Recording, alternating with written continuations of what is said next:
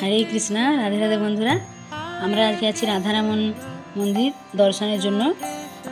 আজ আমরা কালকে গিয়েছিলাম রাধারমণের প্রকট উৎসব, অর্থাৎ গোপাল ভট্ট গোস্বামী রাধারমণকে প্রকট করেছিলেন। আপনাদের দর্শন করাবো, আপনারা দর্শন করতে থাকুন। অনেক ভক্ত দর্শনের জন্য এসেছিলেন এখানে। দেখুন কত ভিড় হয়েছে, সবাই ভগবানকে এক ঝলক দর্শনের জন্য এখানে এসেছেন।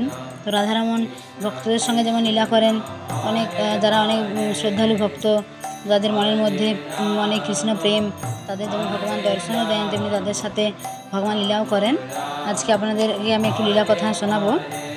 এখানে গোপাল ভট্ট গোস্বামী, যিনি ভগবানের প্রতিদিন সেবা পূজা করতেন, তিনি সকালবেলা ভোরবেলা উঠে যমুনাতে স্নান করে এখানে আসতেন পুজো ভগবানের সেবা করার জন্য। এবং একদিন হয়েছিল, এক ভক্ত ভগবানের জন্য শৃঙ্গার, ভগবানের বস্ত্র, ভগবানের অলঙ্কার রাধারমণের জন্য নিয়ে এসেছিলেন। তখন রাধারমণ শালগ্রাম হিসেবে পুজো পেতেন, শালগ্রাম ভগবান ছিলেন। এবং গোপাল ভট্ট গোস্বামী মনে মনে ভেবেছিলেন যে অন্য বিগ্রহকে যেমন সবাই কত শৃঙ্গার করে, কানে কুণ্ডল পরানো হয়, হাতে অলঙ্কার পরানো হয়, ভগবানের চরণে অলঙ্কার পরানো হয়, ভগবানকে কত সুন্দর সুন্দর বস্ত্র পরিধান করানো হয়। গোপাল ভট্ট গোস্বামী ওনারও মনের মধ্যে হয়েছিল যে উনি যদি এরকম, ভগবান যদি এরকম এত সুন্দর সুন্দর বস্ত্র পরতেন, তাহলে ভগবান কত সুন্দর দেখাতো। মনের মধ্যে ওনার খুব ইচ্ছে হয়েছিল।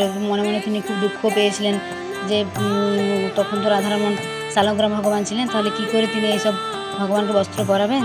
তো এইভাবে মনের মধ্যে তার এটা ইচ্ছে হয়েছিল, এবং উনি এইসব মনে ভেবে তারপর শয়নে ভগবানকে শয়ন দিয়ে গোপাল ভট্ট গোস্বামীও শয়নে গিয়েছিলেন।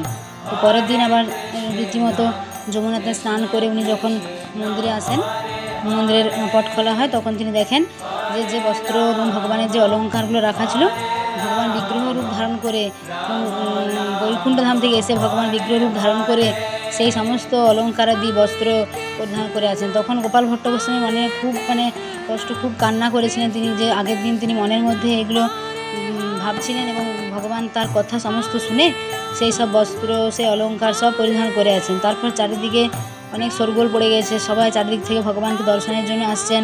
ভগবান বিগ্রহ রূপ ধারণ করেছেন, ভগবানের এরকম আগে যে শালগ্রাম রূপ ছিল, তারপর ভগবানের এরকম চরণ, মুখমণ্ডল, হস্ত, এরকম সবাই দর্শনের জন্য আসছে। খুব ভিড়, এবং দধি, দুগ্ধ, ঘি, মধু এবং অনেক সব ফল মূল নিয়ে ভগবানকে দর্শনের জন্য আসছে। সব অভিষেক ভগবানের হলো, অনেক অনেক ভিড়, অনেক ভক্ত সমাগম।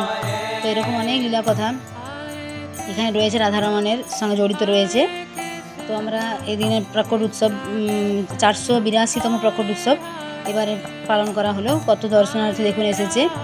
অনেকবার হয় কি, রাধারমণ এমন লীলা করেন, ওনাকে বস্ত্র পরিধান করানো হয়, কিন্তু যে বস্ত্রগুলো আনা হয় কোনোটা ছোট হয়ে যায় বা কোনোটা বড় হয়ে যায়, আসলে তিনি পরতে চান না। বারবার 3বার 4বার বারবার চেঞ্জ করে ওনার যেটা পছন্দ হয় সেই বস্ত্রই যেটা ভগবানের পছন্দ, তিনি সেটাই পরিধান করেন। এরকম অনেক লীলা কথা রয়েছে রাধারমণের সাথে। আপনারা দেখুন, সেই দর্শন করছেন সেই বিগ্রহ রাধারমণের।